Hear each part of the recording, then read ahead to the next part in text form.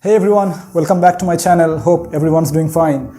So in this video, I'll be talking about a method of investing which I feel everyone should incorporate in their investment strategy. So as evident from the title of the video, it's called core and satellite investing. Okay, to explain this strategy, let's segue to geology for a bit. So when we look at our planet Earth, this is how it looks from the inside. In the middle, you have the core, which is made up of iron and nickel, and it's around 2,700 kilometers thick. And the core serves as the foundation of the planet. So just outside the core, we have the mantle. This is made up of molten rock, which is called magma, and this is around 2,900 kilometers thick. And just outside the mantle, we have the crust, which is around 70 kilometers thick, and we live on the top of the crust.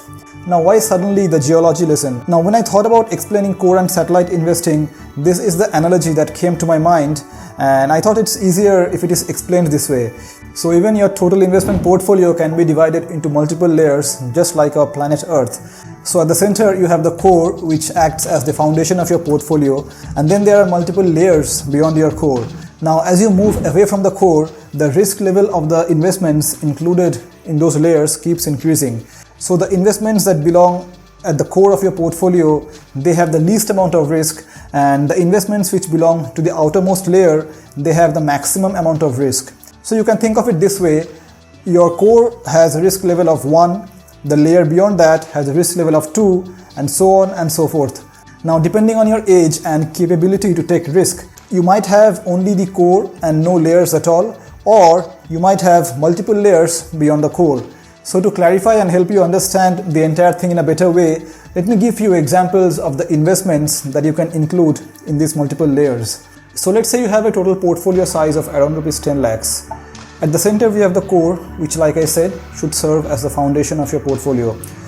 So you can allot around 50 to 55% of your total portfolio size to the core. So you have around rupees 5 lakhs allotted to the core. Now, since this is the foundation, the combination of all the investments that you should have in your core should be such that it gets least affected irrespective of whatever happens in the market. Now, that does not mean you go on and keep 50% of your total portfolio size in FDs, because FD is 100% safe.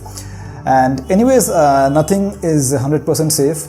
And your objective here should not be to eliminate risk, but it should be to minimize risk as much as possible.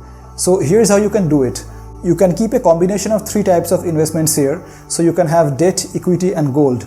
So you can have around 40%, that is around 2 lakhs of the investments allotted to your core in debt mutual funds, because those carry minimum amount of risk. So from the remaining 3 lakhs, you can have 1,50,000 invested in index mutual funds, and the remaining 1,50,000 invested in gold. Now, why so? Because of the relation between gold and equity. So they tend to behave in opposite direction. So when the stock market performs poorly, gold prices tend to go up, which acts as a hedge. So since you have equal investments in equity and gold, irrespective of what happens in the market, you will end up earning an average amount of return, not too high and not too low. You can reduce or increase the amount allotted to debt. So in this case, I took 40%. So you can increase or reduce that depending on how much risk you're willing to take with equity, and also depending on your age. So that is your choice, but you can keep a combination of these 3 for your core, and that is how you stabilize the core of your investment portfolio. Now, in the next layer after the core, having a risk level 2, you can allot around 30% of your total investment portfolio. So in this case, it's around rupees 3 lakhs. Now, in this case, you can choose to invest directly in stocks instead of mutual fund, since this is one level of risk higher than the core. And you can go on to choose only large cap companies here. So large cap companies are those which have a market capitalization or valuation of around rupees 20,000 crores or more. So you have your TCS, Infosys, ITC, Reliance. These can be called as large cap companies, and these are comparatively very stable and dependable companies for long-term investment. So you can include these in the layer after the core, and that is how you create the middle layer. And in the last layer, having risk level 3, you can allot around 20% of your portfolio, that is in this case around rupees 2 lakhs. This you can invest in mid-cap and small-cap companies which are smaller in terms of valuation than the large-cap ones.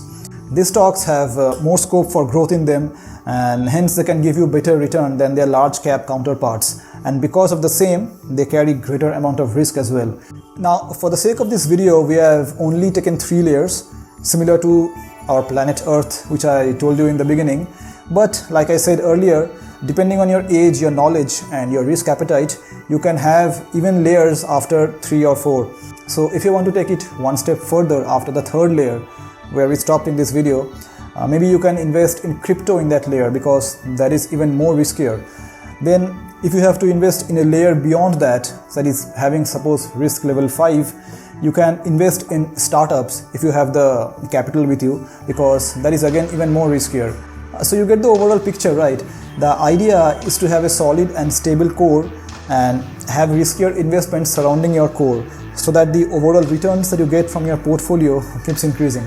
As per the terminology used in core and satellite investing, the center of your portfolio is the core, and the investments or the layers, as I explained, surrounding your core are the satellites. I think the layered form was easier and fun to visualize rather than just selecting a core and showing satellites around it. So I chose to do it that way. So that was it for this video. I hope you got to grasp the concept of core and satellite investing, and you go ahead and design your portfolio using this strategy. So thank you very much for watching, and I'll catch you in the next one. Take care, see you, and bye bye.